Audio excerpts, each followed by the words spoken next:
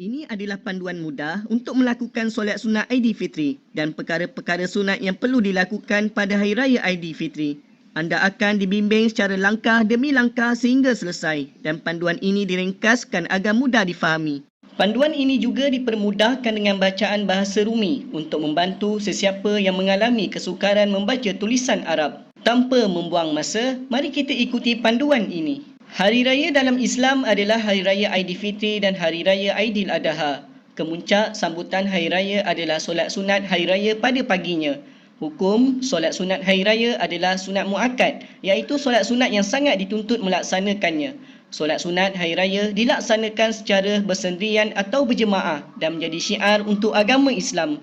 Berikutan wabak COVID-19 yang melanda negara dan Perintah Kawalan Pergerakan, maka rakyat Malaysia digalakkan untuk mengerjakan solat sunat Aidilfitri di rumah masing-masing. Waktu solat sunat Hari Raya Aidilfitri. Waktu bagi solat sunat Raya Aidilfitri ialah sesudah terbit matahari, lebih kurang jam 8 pagi waktu Malaysia sehinggalah kepada sebelum masuk waktu Zuhur. Sebelum kita meneruskan kepada panduan solat sunat Aidilfitri, saya ada menyediakan perkara sunat di Hari Raya seperti takbir raya, mandi sunat Hari Raya dan lain-lain perkara sunat dilakukan di hujung video. Harap dapat menonton hingga hujung tontonan. Saya ada menyediakan panduan teks Hari Raya di bahagian link butiran di bawah.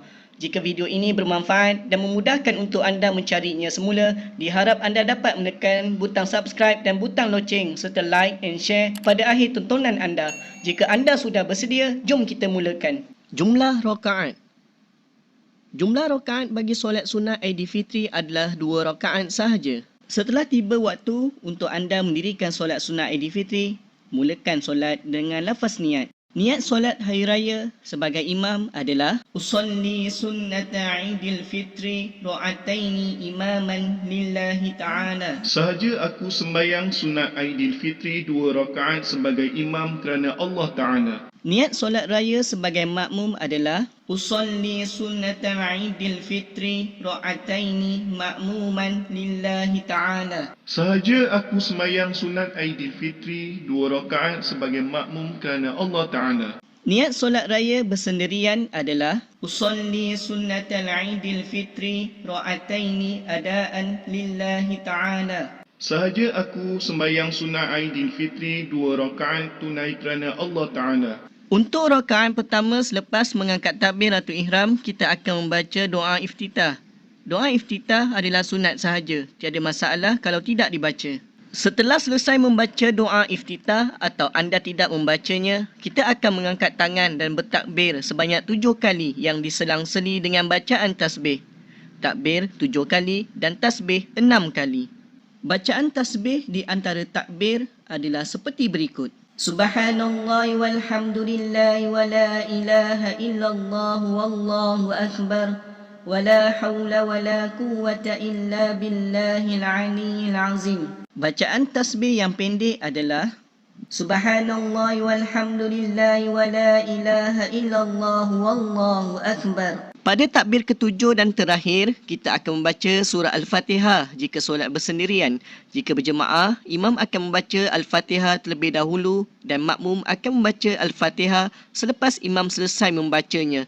Selepas selesai Al-Fatihah, kita akan membaca surah pilihan.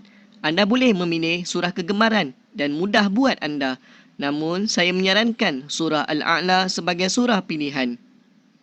Surah pilihan selepas Al-Fatihah bukanlah wajib bagi mereka kurang hafalannya. Tiada masalah jika tidak membacanya. Setelah selesai membaca surah pilihan atau tidak membacanya, kita akan meneruskan rukun solat seperti solat fardu yang biasa. Rukuk, i'tidal, sujud, duduk antara 2 sujud, melakukan sujud yang kedua dan bangun untuk meneruskan rakaat kedua. Rakaat kedua. Setelah bangun daripada sujud rakaat pertama dengan disertakan takbir permulaan rakaat kedua, kita akan mengangkat takbir sebanyak 5 kali yang diselang-seli dengan bacaan tasbih. Takbir 5 kali dan tasbih 4 kali.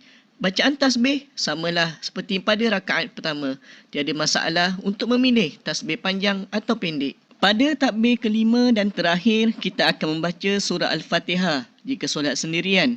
Jika berjemaah, imam akan membaca Al-Fatihah terlebih dahulu dan makmum akan membaca Al-Fatihah selepas imam selesai membacanya. Selepas selesai Al-Fatihah, kita akan membaca surah pilihan. Anda boleh memilih surah kegemaran yang mudah buat anda. Namun, saya menyarankan surah Al-Kafirun sebagai surah pilihan. Surah pilihan selepas Al-Fatihah bukanlah wajib bagi mereka kurang hafalannya. Tiada masalah jika tidak membacanya. Setelah selesai surah pilihan sama ada anda membacanya atau tidak, kita akan meneruskan rukun solat seperti biasa dari rukuk hinggalah tahiyat dan salam terakhir. Setelah itu, bolehlah berdoa dengan permintaan apa saja yang anda inginkan. Dengan itu, selesailah sudah solat sunat Aidilfitri anda.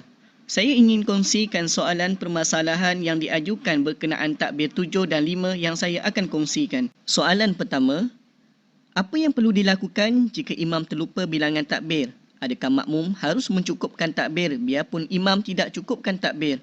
Atau perlukah solat dilakukan semula? Soalan kedua, jika terlewat mengikut solat berjemaah dan mendapati imam sudah melakukan beberapa kali takbir, adakah kita perlu mencukupkan takbir yang tertinggal? Melafazkan takbir ketika solat hari raya hukumnya sunat ahirah. Tidak perlu sujud sahwi sekiranya meninggalkannya secara sengaja ataupun tidak. Namun begitu, jika ditinggalkan semuanya atau sebahagiannya, hukumnya makruh. Takbir ini diucapkan selepas doa iftitah dan sebelum isti'azah sebanyak 7 kali pada rakaat pertama dan 5 kali pada rakaat kedua. Tidak termasuk takbiratul ihram dan takbir rukuk. Nabi SAW bersabda yang bermaksud, takbir pada solat hari raya Aidilfitri sebanyak 7 kali pada rakaat pertama, 5 kali pada rakaat kedua dan dibaca surah Al-Fatihah selepas kedua-duanya. Riwayat Abu Daud. Jika diucap melebihi bilangan tersebut, hukumnya makruh sebagaimana yang terdapat dalam Al-Majmu yang dinukilkan daripada Al-Um. Bagi orang yang terlewat dan mendapati imam sudah melakukan takbir beberapa kali, maka dia hendaklah bertakbir mengikut imam bagi takbir yang berbaki. Dia tidak perlu mencukupkan bilangan takbir untuk dirinya. Ini berdasarkan hadis Nabi yang bermaksud, imam dijadikan untuk diikuti. Riwayat Al-Bukhari dan Muslim. Begitu juga keadaannya jika imam bertakbir tidak mencukupi bilangan takbir tersebut. Seperti imam terlupa, makmum hendaklah mengikut imam dan hanya perlu melafazkan takbir sebanyak bilangan tersebut atau sebanyak mana yang sempat bertakbir bersama imam. Demikian juga dilakukan apabila mengikut imam yang berbeza mazhab.